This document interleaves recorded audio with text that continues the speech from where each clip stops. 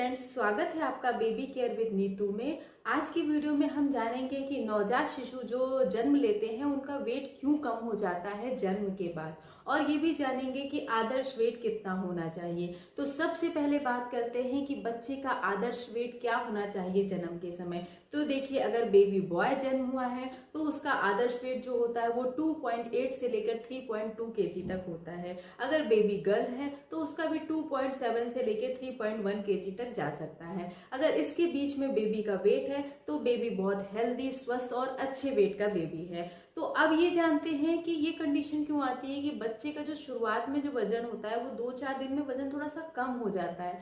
तो इसमें देखिए, चिंता की बात नहीं है, घबराने की कोई बात नहीं है। बच्चे का कम वेट होना ये नेचुरल है। ऐसा इसलिए होता है क्योंकि जब बच्चा जन्म लेता है तो उसके अंदर फ्लूइड की मात्रा बहुत ज्यादा रहती है। जब वो अपनी नॉर्मल पोजीशन पे आता है, नॉर्मल रेंज में आता है, तो उसका थोड़ा वेट कम हो जाता है, जो कि 5 से 7% जो उसका वेट होता है उससे 5 से 7% उसका वेट कम हो जाता है।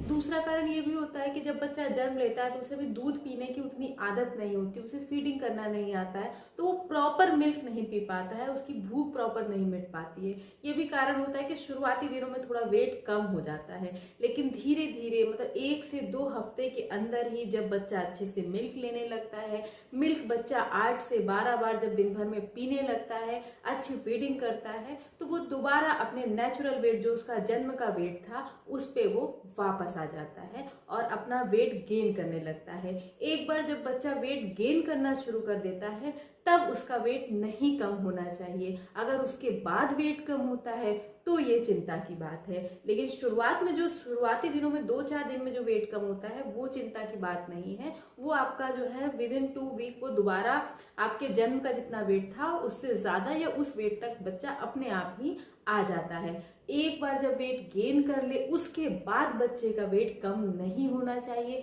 अगर उसके बाद बच्चे का वेट कम होता है तो आपको डॉक्टर से कंसल्ट करने की जरूरत है। ये मान के चलिए कि जब बच्चा 6 महीने का हो जाता है तो जो उसका जन्म का वेट होता है, मान लीजिए वो 3 केजी का था, तो वो 6 मंथ में 5 मंथ के एंड या 6 मंथ के एंड तक वो जस्ट डबल हो जाता है, मतलब कि वो 6 केजी का बेबी हो जाता है।